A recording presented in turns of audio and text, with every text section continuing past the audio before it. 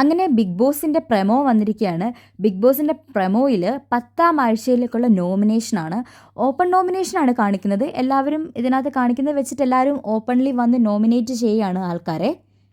ആദ്യമായിട്ട് നമ്മുടെ നെവിനാണ്. നെവിൻ പറയുകയാണ് എനിക്ക് നോമിനേഷനെ ഭയമില്ല. നെവിൻ ആരെയാണ് നോമിനേറ്റ് ചെയ്തതെന്ന് കാണിക്കുന്നില്ല. രണ്ടാമത് നമ്മുടെ അനീഷാണ്. അനീഷ് വന്ന് ഓപ്പൺലി പറയുന്നുണ്ട് ഞാനിവിടെ നോമിനേറ്റ് ചെയ്യാൻ പോകുന്നത് ഷാനവാസിനെയാണ്. അത് ഓൾറെഡി അനീഷ് 2-3-4 ദിവസമായിട്ട് ഓങ്ങി വെച്ചിരിക്കുകയാണ് ഷാനവാസിനൊരു നോമിനേഷൻ. ബിക്കോസ് ഷാനവാസിൻ്റെ കഴിഞ്ഞ കുറച്ച് ദിവസങ്ങളായിട്ടുള്ള പ്രവർത്തികൾ അങ്ങനെയൊക്കെ ആയിരുന്നല്ലോ. ഇത് കേട്ടിട്ട് ഷാനവാസ് അനീഷിനൊരു സല്യൂട്ടൊക്കെ കൊടുക്കുന്നുണ്ട്. ഇവരിവിടെ രണ്ടുപേരുടെ ഫ്രണ്ട്ഷിപ്പ് കൂടാതെ ഇൻഡിവിജ്വലായിട്ട് കളിക്കുന്നതാണ് നല്ലത്. അല്ലെങ്കിൽ പരസ്പരം രണ്ടുപേരുടെയും ഗെയിം അങ്ങോട്ടും ഇങ്ങോട്ടും അഫക്റ്റ് ചെയ്യാനുള്ള സാധ്യതയുണ്ട്. അത് കഴിഞ്ഞിട്ട് നോമിനേഷൻ ചെയ്യുന്നത് ആര്യനാണ്. ആര്യൻ പറയുന്നുണ്ട് എൻ്റെ സ്റ്റൈല് വേറെയാണ്. അത് കണ്ടിട്ട് ഞാൻ ഉഡായിപ്പാണെന്ന് പറഞ്ഞാൽ പ്രേക്ഷകർ വിചാരിക്കും ഞാൻ ശരിക്കും ഉഡായിപ്പാണെന്ന്. പക്ഷേ ആര്യൻ മനസ്സിലാക്കേണ്ട ഒരു കാര്യം എന്താണെന്ന് വെച്ച് കഴിഞ്ഞാൽ ആര്യൻ ചെയ്യേണ്ട സ്റ്റൈല് ആര്യൻ കറക്റ്റ് ചെയ്യുക. എന്നാലേ മറ്റുള്ളവർക്ക് ആര്യൻ നല്ലതാണെന്ന് പറയാൻ പറ്റത്തുള്ളൂ. ആര്യൻ ഉഡായിപ്പ് കാണിച്ച് മറ്റുള്ളവരത് പറയാൻ പാടില്ല എന്ന് പറയാൻ ആര്യന് പറ്റത്തില്ല. അപ്പോൾ ആര്യൻ കുറച്ചുകൂടെ സ്ട്രെയിറ്റ് ആയിട്ട് കളിക്കുക. ഇപ്പോൾ ജിസയിലൊക്കെ പോയില്ലേ, അപ്പോൾ ആര്യൻ കുറച്ചുകൂടെ നന്നായിട്ട് കളിക്കാൻ ശ്രമിക്കുക. അപ്പോൾ എല്ലാവരും നല്ലത് പറയാൻ നോക്കും. എനിക്ക് തോന്നുന്നു ആര്യൻ ഇനിയും ഗെയിം മാറ്റി പിടിക്കാനുള്ള സാധ്യത ഉണ്ട്.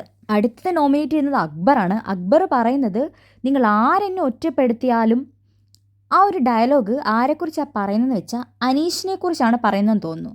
ആരിവിടെ നിങ്ങളെ ഒറ്റപ്പെടുത്തുന്നു എന്ന് അക്ബർ എടുത്ത് ചോദിക്കുന്നുണ്ട്. അപ്പോൾ അനീഷാണല്ലോ ഇവിടെ എപ്പോഴും ഒറ്റപ്പെട്ട ഗെയിം കളിക്കുന്നത്. ഞാൻ ഒറ്റയ്ക്കാണ്, എനിക്ക് ആരും ഇല്ല, നിങ്ങൾ എന്നെ ഒറ്റപ്പെടുത്തും എന്നൊക്കെ പറഞ്ഞ് കളിക്കുന്ന അനീഷാണല്ലോ. അപ്പം അക്ബർ നോമിനേറ്റ് ചെയ്യാൻ സാധ്യതയുള്ളത് അനീഷിനെയാണ്.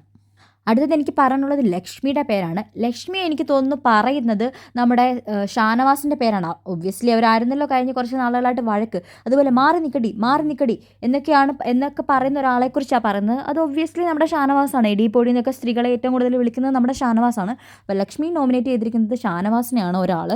അടുത്തത് നമ്മുടെ ബിന്നിയാണ്. ബിന്നി വന്നിട്ട് ഷാനവാസിനെ ജസ്റ്റ് ഒന്ന് ട്രിഗർ ചെയ്യുന്നുണ്ട്. ഓക്കെ ആയോ എന്നൊക്കെ ചോദിക്കുന്നുണ്ട്. ഷാനവാസ് അപ്പം സ്ഥിരം ഹീറോയിസം സ്റ്റൈലൊക്കെ കാണിച്ച് ഭയങ്കര ഒരു ഹീറോയുടെ കൂട്ടൊക്കെ ആക്റ്റൊക്കെ ചെയ്യുന്നുണ്ട്. ഷാനവാസിൻ്റെ ഗെയിം ഇപ്പോൾ ഭയങ്കര ബോറാണ്. അത് എടുത്ത് പറയേണ്ട ഒരു കാര്യമാണ്. അത് കഴിഞ്ഞ് വരുന്നത് നമ്മുടെ അനുമോളാണ്. അനുമോൾ പറയുന്നുണ്ട് എനിക്ക് ഗെയിം എങ്ങനെ കളിക്കണമെന്ന് എന്നെ ആരും പഠിപ്പിച്ച് തരേണ്ട ആവശ്യമില്ല, സ്പെഷ്യലി ലക്ഷ്മി. അപ്പോൾ ലക്ഷ്മിക്കിട്ടുള്ള കൊട്ടാണ് അനുമോൾ കൊടുക്കുന്നത്. അപ്പോൾ ലക്ഷ്മി ആയിരിക്കും അനുമോളുടെ ഒരു കണ്ടസ്റ്റൻറ്റ് ഫോർ ദ നോമിനേഷൻ. അപ്പം ഇത്രയാണ് നോമിനേഷനിൽ കാണിക്കുന്നത്. അപ്പോൾ നമുക്കറിയില്ല ഇത്ര ആൾക്കാരാണ് ഓപ്പൺ നോമിനേഷൻ ചെയ്യുന്നത്, മറ്റുള്ളവരല്ലാതെയാണോ ചെയ്യുന്നതെന്ന് അറിയില്ല. എന്നാലും സാബുമാനും വന്ന് നിൽക്കുന്നത് കാണിക്കുന്നുണ്ട്. പക്ഷേ സാബുമാൻ ആരെയാണ് നോമിനേറ്റ് ചെയ്യുന്നതെന്നൊന്നും വ്യക്തമല്ല. അപ്പോൾ നമുക്ക് നാളെ നോക്കാം ഇതിനകത്ത് ആരൊക്കെ നോമിനേഷന് വരുമെന്ന്.